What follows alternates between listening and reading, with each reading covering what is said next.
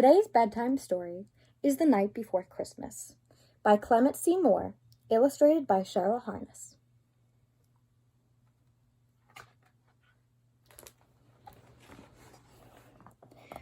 "'Twas the night before Christmas, when all through the house not a creature was stirring, not even a mouse.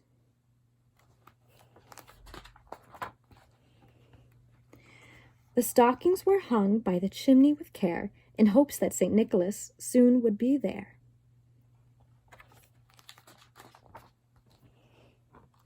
The children were nestled all snug in their beds, while visions of sugar plums danced in their heads. And Mamma in her kerchief and I in my cap had just settled down for a long winter's nap. When out on the lawn there arose such a clatter, I sprang from my bed to see what was the matter. Away to the window I flew like a flash, tore open the shutters and threw up the sash.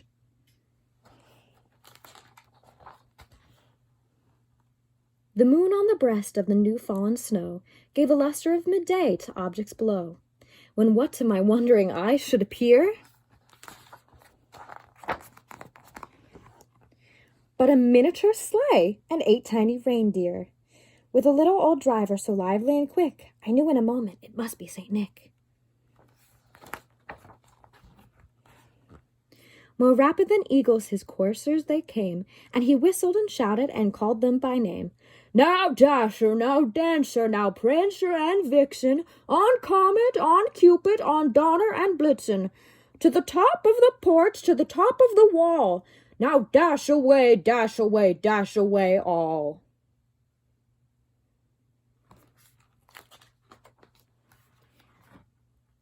As dry leaves before the wild hurricane fly, when they met with an obstacle mount to the sky, so up to the housetop the coursers they flew, with a sleigh full of toys, and St. Nicholas too.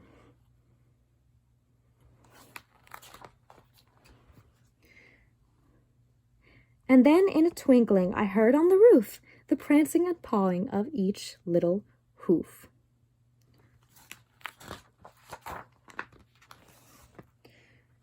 As I drew out my head and was turning around, down the chimney St. Nicholas came with a bound.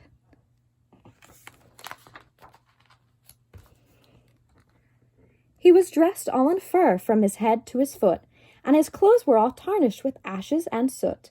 A bundle of toys he had on his back, and he looked like a peddler just opening his sack. His eyes, how they twinkled, his dimples, how merry.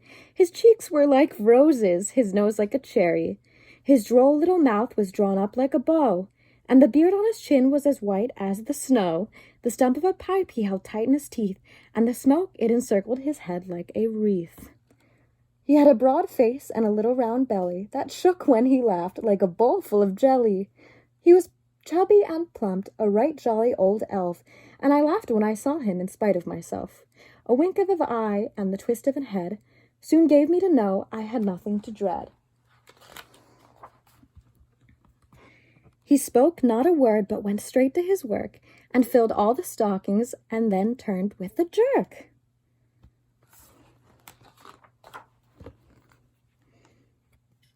And laying his finger aside of his nose, he gave a nod, up the chimney he rose.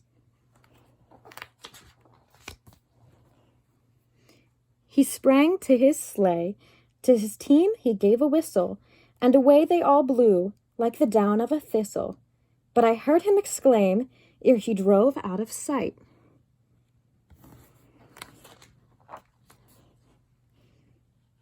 Happy Christmas to all, and to all a good night. The end.